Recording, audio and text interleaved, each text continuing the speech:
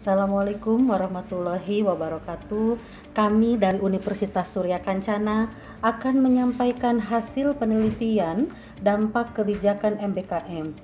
Adapun judul dari penelitian yang kami lakukan adalah model sosialisasi kebijakan MBKM sebagai upaya pencapaian indikator kinerja utama perguruan tinggi. Latar belakang melakukan penelitian ini, yang pertama, bahwa kebijakan MBKM ini memberikan hak belajar kepada mahasiswa selama 3 semester di luar program studi. Selanjutnya, dalam kebijakan MBKM ini harus diawali dengan penyusunan kurikulum berbasis MBKM. Dan di dalam MBKM ini ada beberapa pilihan bentuk kegiatan pembelajaran MBKM yang bisa ditawarkan atau dipilih oleh mahasiswa.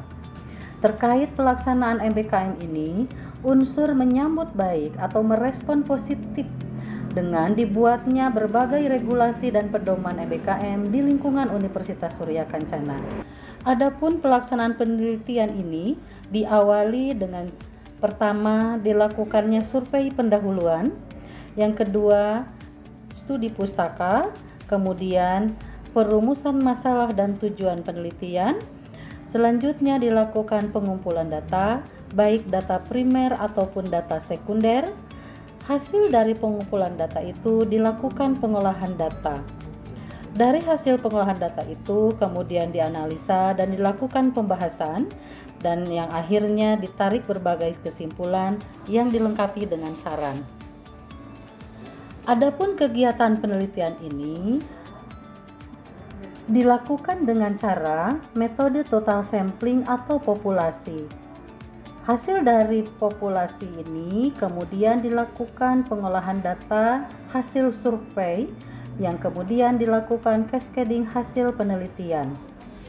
Responden yang kami targetkan adalah sebanyak 3.000 responden.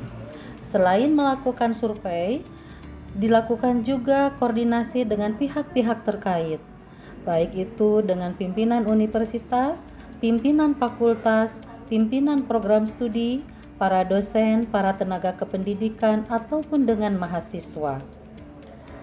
Hasil dari penelitian kami kemudian disampaikan dalam seminar hasil, di mana seminar hasil ini untuk diketahui oleh seluruh pihak-pihak terkait mengenai dampak kebijakan MBKM.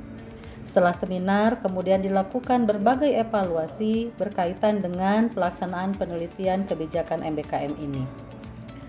Dari penelitian yang kami lakukan, dapat diketahui ada 2 jenis prodi berkaitan dengan kebijakan MBKM itu. Yang pertama, prodi yang sudah menerapkan kurikulum MBKM. Yang kedua, prodi yang masih adaptasi terhadap kurikulum MBKM.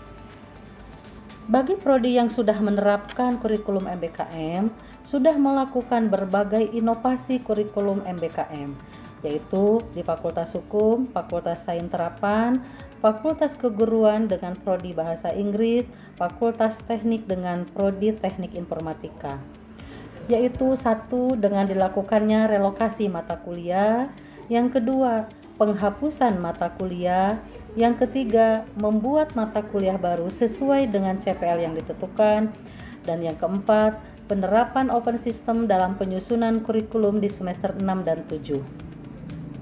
Dampak implementasi kurikulum MBKM ini, yang pertama terhadap pemenuhan indikator kinerja utama, khususnya indikator kinerja utama yang kedua, ketiga, dan ketujuh.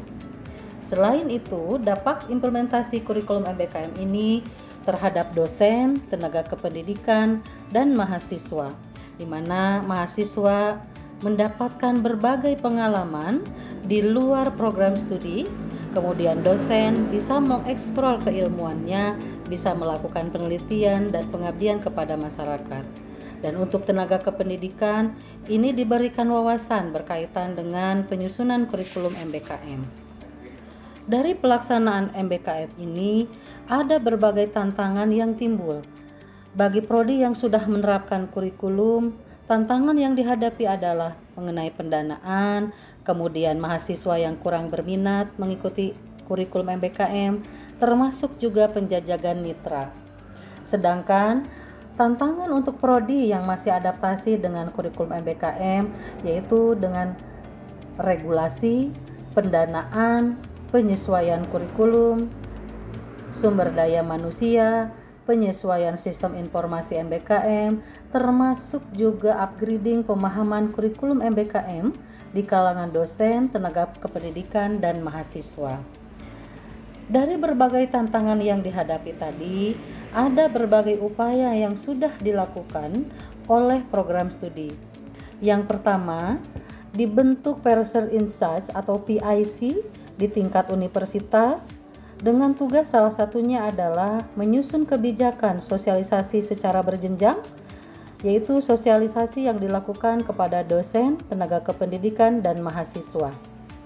Kemudian, sistem sosialisasi dilakukan secara berjenjang, mulai dari tingkat universitas, tingkat fakultas, sampai dengan tingkat program studi. PIC Universitas melakukan sosialisasi di tingkat universitas dengan peserta para dosen, tenaga kependidikan, dan mahasiswa sebagai trainer yang akan melaksanakan sosialisasi di tingkat fakultas.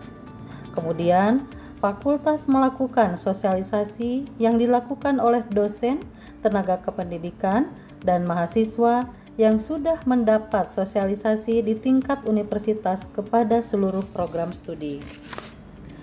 Dari pelaksanaan penelitian kami, ada beberapa rekomendasi yang akan kami sampaikan. Yang pertama, pelaksanaan kurikulum MBKM harus tertuang dalam anggaran universitas, anggaran fakultas, sehingga kegiatan sosialisasi yang akan dilakukan itu harus berjenjang dan dapat dilakukan dengan pembiayaan yang cukup. Kemudian, dibentuknya Person in Charge atau PIC di tingkat fakultas sebagai bagian dari tugas Wakil Dekan 1 bidang akademik.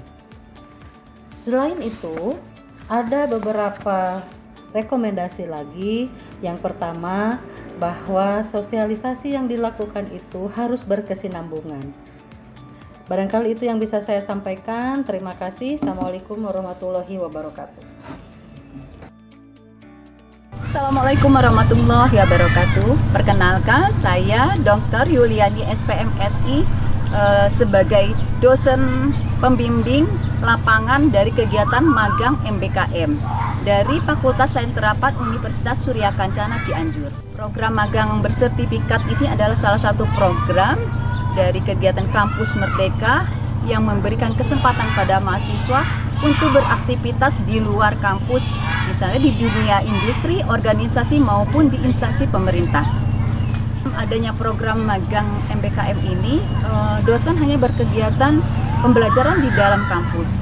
Kemudian setelah adanya program magang MBKM ini, dosen bisa melakukan kegiatan di luar kampus sesuai dengan IKU 2 dan juga bisa melakukan pengabdian masyarakat sesuai dengan IKU 3 serta juga sesuai dengan IKU 6 kita bisa menjalin mitra yang lebih luas lagi. Setelah adanya program MBKM ini, saya berharap bahwa mahasiswa memiliki kemandirian dan kelebihan sehingga ia lebih siap kerja lagi, terjun ke dunia kerja yang sebenarnya.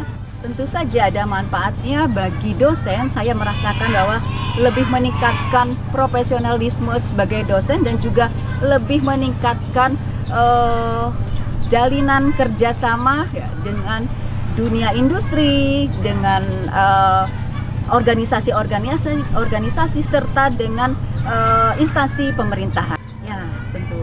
Selain program magang MBKM, saya juga memang berminat dan tertarik sekali dengan program-program MBKM lainnya yang mungkin sangat bermanfaat juga. Baik, Bismillahirrahmanirrahim. Assalamualaikum warahmatullahi wabarakatuh.